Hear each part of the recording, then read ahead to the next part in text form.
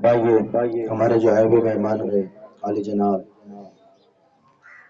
वसीम अंसारी साहब, जो कॉरपोरेटर भी काफ़ी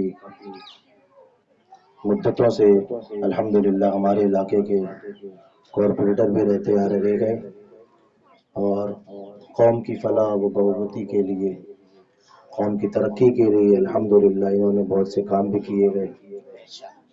हम ये दुआ करेंगे कि अल्लाह तबारक व तआला इन्हें सलामत रखे और जो काम ये करते गए मेहनत के साथ, जिस लगन के साथ, अल्लाह तबारक व तआला दूसरे आने वालों को भी इसी तरह हौसला और इसी तरह जज्बा अता फरमाए। बस मैं इनको दावत दूंगा कि आप आए और चंद अपने कलामात के साथ बच्चों को नसीहत फरमाए। शाह दरगाह की अजीम शख्सियत मौलाना अली अहमद असरफी साहब, खतीब व इमाम शान औलिया मस्जिद मौलाना शकील साहब, हाफिज नगर के हमारे करम फरमा हातिम भाई, मौलाना अजमत साहब, स्टेज पर बैठे और तमाम मुअज़्ज़िज़ मेहमान, सामने बैठे मेरे दोस्त,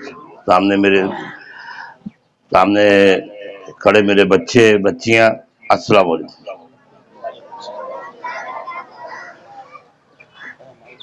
आज 26 जनवरी यौम जमहूरिया का दिन है, जिसको हम झंडा फहरा के अभी मनाना शुरू किए। यूं तो देश हमारा 1947 15 अगस्त 1947 को आज़ाद हुआ। उसके बाद हमारा संविधान बना 1950 में। बाबा साहब अम्बेडकर ने संविधान बना के दिया, उसको पारित किया गया पार्लियामेंट में। हिंदुस्तान में पहनने की, बोलने की, अभिव्यक्ति की आजादी मिली। चंद वर्षों में मीडिया के जरिए फिरका परस्तों ने एक टारगेट किया एक कौम को कि ये देश के मोहब्बत नहीं करते, देश से ये नहीं करते। कल भी हम देश के लिए जान देते थे और आज भी हम जान दे देते हैं। कल भी हम अपने मदारिस में जंग आज़ादी की तहरीक चलाते थे और आज भी देश की तरक्की के लिए, तामीर और तरक्की के लिए सबसे बड़ा रोल मदारिस, जो हमारे मदरसे हैं, वो निभा रहे हैं। ये उन्हें बदनाम किया गया। पहले लोग ये कहते थे कि मतलब अभी जो फिरका परस्त, जो ये बहुत ज्यादा नहीं, बहुत ये 10 साल के अंदर अंदर हुआ कि मदारिस में तालीम ऐसी दी जाती है। पहले भी हम मदारिस के अंदर 15 अगस्त और 26 जनवरी मनाते थे, लेकिन अब हम लोगों को बाहर करना पड़ता, मजबूरी हो गई है कि मीडिया में दिखाना पड़ रहा है कि मुसलमान देश के लिए कुर्बानी दिया है, मुसलमान देश के लिए मर मिटने का जज्बा रखता है, मीडिया के जरिए बताना पड़ता है। तो मुसलमानों को बताने की जरूरत नहीं है किसी को कि मुसलमानों ने देश की आज़ादी के लिए क्या किया। 1857 में हजारों उलमाओं को फांसी के फंदे पे लटका दिया, झाड़ों पे लटका दिया। तो हमें दिखाने की जरूरत नहीं, लेकिन दिखाना पड़ रहा है। कल भी हम देश के वफादार थे, आज भी देश के वफादार है और रहती दुनिया तक हम अपने हिंदुस्तान से मोहब्बत करने वाले रहेंगे।